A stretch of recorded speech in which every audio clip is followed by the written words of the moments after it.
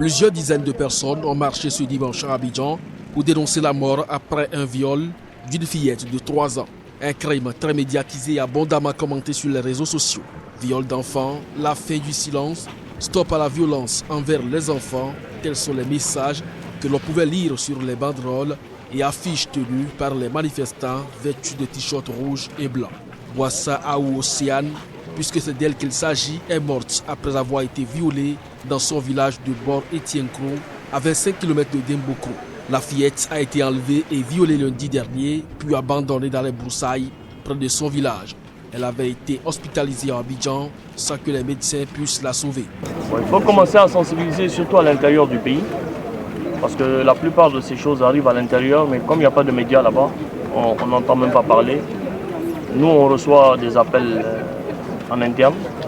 Donc il faut vraiment une grosse campagne de sensibilisation sur place et que les parents soient vraiment vigilants. Mon ventre, mes entrailles de mer tressaillissent, me font mal, j'ai des contractions. Je ne dors pas. Depuis 4 h du matin, je suis levé. Plus jamais ça. Comme un homme un adulte, une fille de 3 ans, une fillette. C'est abominable. Que justice soit rendue, justice soit faite.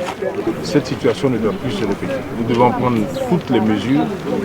Et comme a dit tout à l'heure le député, même s'il faut prendre des lois pour sanctionner encore plus et surveiller ces gens-là, parce que c'est inadmissible.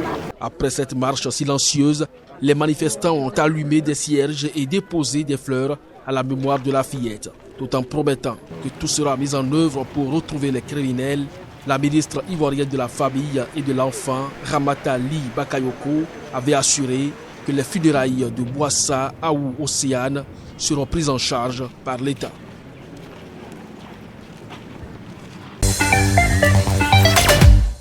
L'alternance au sommet de l'État togolais à l'issue des élections présidentielles de 2020 est possible si l'opposition républicaine s'aligne derrière la stratégie que propose le parti Mouvement patriotique pour la démocratie et le développement MPDD, selon son président national, l'ancien premier ministre Kodjo Agbeyome, lors de la rentrée politique de cette formation politique de l'opposition. Nous disons prospérité partagée pour tous.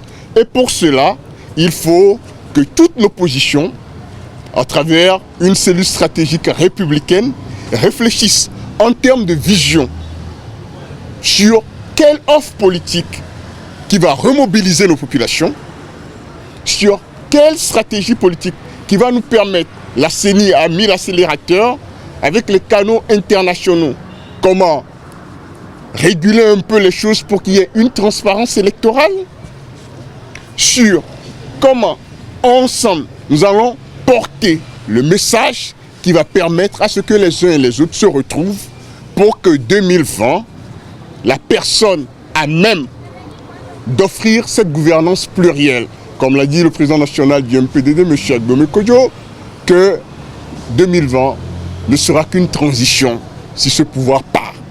Le bilan de la participation du MPDD aux élections législatives et communales a été fait aux militants avec la présentation des 2 députés et des 25 conseillers communaux du parti élu. Signalons que les premières élections présidentielles après les réformes du mode de scrutin qui est désormais 2 tours et la limitation du nombre de mandats à 2 vont se dérouler au premier trimestre de l'année 2020.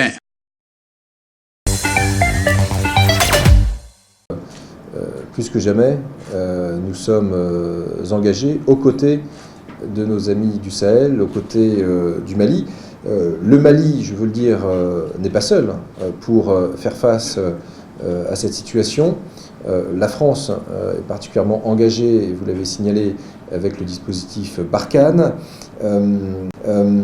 Par ailleurs, la France, vous le savez, est particulièrement active pour épauler la force conjointe du G5 Sahel, pour mobiliser un certain nombre de financements, et je tiens à le redire, l'Union européenne et l'UTM, sans oublier les Nations Unies, puisque nous avons été très actifs au Conseil de sécurité pour nous assurer de la reconduction de la MINUSMA à périmètre constant, et face à à certains États qui peut-être au sein du Conseil de sécurité voulaient revoir la voilure. Eh bien, liesse de joie dans le bureau et famille de sous-préfets, promus préfets dans différents départements du Cameroun. En effet, le chef de l'État camerounais a procédé ce 7 octobre 2019 à la nomination des préfets, les secrétaires généraux des services des gouverneurs et les inspecteurs généraux des services régionaux. Plusieurs départements du Cameroun vont ainsi avoir un nouveau préfet à leur tête. Au total, 34 nouveaux préfets sur les 56 départements que compte le pays. À Douala, seuls les sous-préfets des arrondissements de Douala 3, 1 et 4 ont été respectivement promus préfets.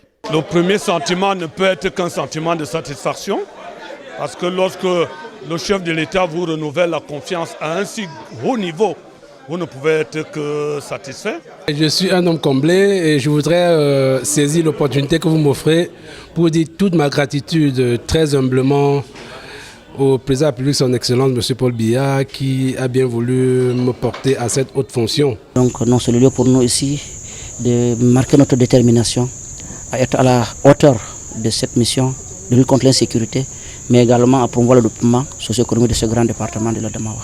Certains préfets ont tout simplement été mutés dans d'autres départements, en l'instar du préfet de Vouri, muté dans le département de Oignon. Le président de la République du Cameroun poursuit ainsi le processus de reconfiguration de l'administration locale pour plus de célérité dans la gestion de la nation.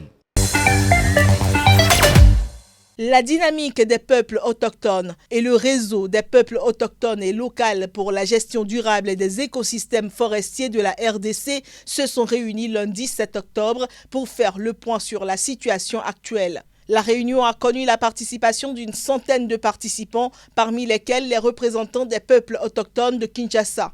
Cette minorité veut valoriser ses langues et ses cultures parmi les peuples du Congo. Souvent appelés pygmées, ces peuples se sont rendus compte qu'ils sont en train de perdre à petit feu leur place dans la communauté des peuples congolais. Et ce, à cause du manque de considération dont ils font l'objet sur le plan social et politique. La démocratie, c'est l'exercice de la souveraineté. Nous ne sommes pas des souverains. Dans un pays qui est souverain, les autres sont des souverains et les autres ne le sont pas. Est-ce que ça ne vous dit pas quelque chose en tant qu'intellectuel? Non, les choses doivent changer parce qu'il y a des experts pygmées aujourd'hui reconnus par l'État et nous avons des structures au niveau international, régional et au niveau national. Nous sommes organisés, on doit nous reconnaître. Nous avons besoin de contribuer dans ce pays. Moi, j'ai vu, il y a des ministres que nous avons aidés même à élaborer des documents. Mais pourquoi un pygmée ne peut pas être ministre? Qu'est-ce que les autochtones attendent vis-à-vis de l'aménagement du territoire? Qu'est-ce qu'ils attendent vis-à-vis de la réforme foncière? En fait, de donner aux autorités une masse d'informations qui les permettront effectivement de prendre des décisions utiles, mais aussi des mesures législatives qui s'y imposent.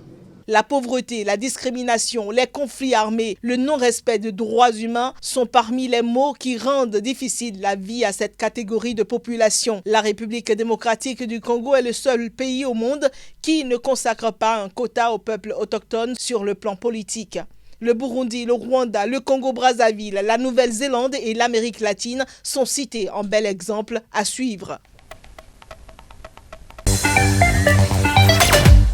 Les fondations Mérieux et Prassène ont affrété un Antonov 124 qui transportera jusqu'à Goma, capitale de la province du Nord Kivu, en République démocratique du Congo, 2 laboratoires conteneurs prêts à l'emploi, un type P3 et l'autre de type P2, et un laboratoire mobile installé dans un véhicule 4x4 ainsi qu'un conteneur frigorifique.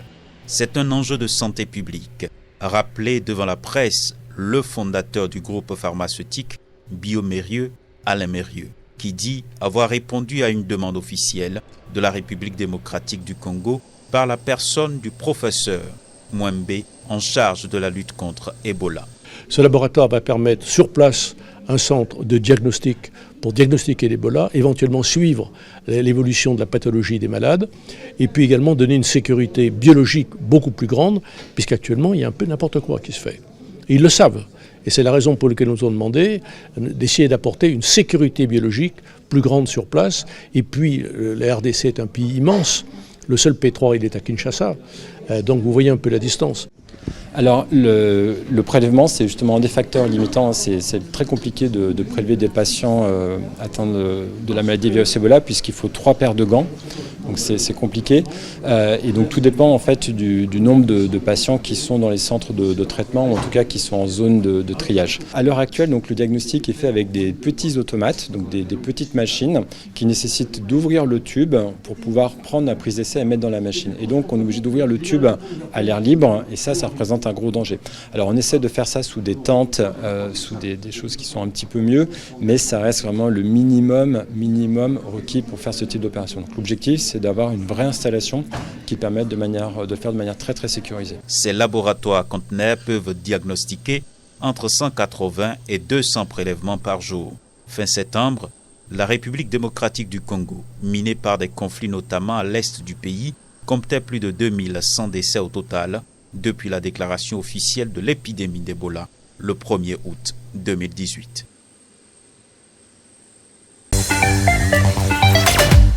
Muhammadu Buhari a présenté un budget historique de 10 330 milliards de naira, soit 33,8 milliards de dollars, selon le taux de change officiel, en hausse par rapport au budget de 8 920 milliards de naira approuvé pour l'année 2019. Les taux de change flottants utilisés par la Banque centrale et les acteurs économiques, environ 360 naira pour un dollar, ramènent toutefois la proposition de budget 2020 à quelques 28,57 milliards de dollars. Ce budget a été calculé sur la base d'une production de 2,18 millions de barils de pétrole par jour contre 1,86 million aujourd'hui à 57 dollars le baril. Il doit encore être approuvé par le Parlement nigérian, ce qui prend généralement des mois. En 2018, le budget n'avait été approuvé qu'au mois de juin et en 2019 au mois de mai. Réélu en février dernier pour un second mandat, Muhammadu Buhari, au pouvoir depuis 2015, s'était engagé à dynamiser la croissance qui reste faible à environ 2% au premier semestre 2019. Il a reconnu mardi devant les membres de l'Assemblée nationale et du Sénat que l'environnement économique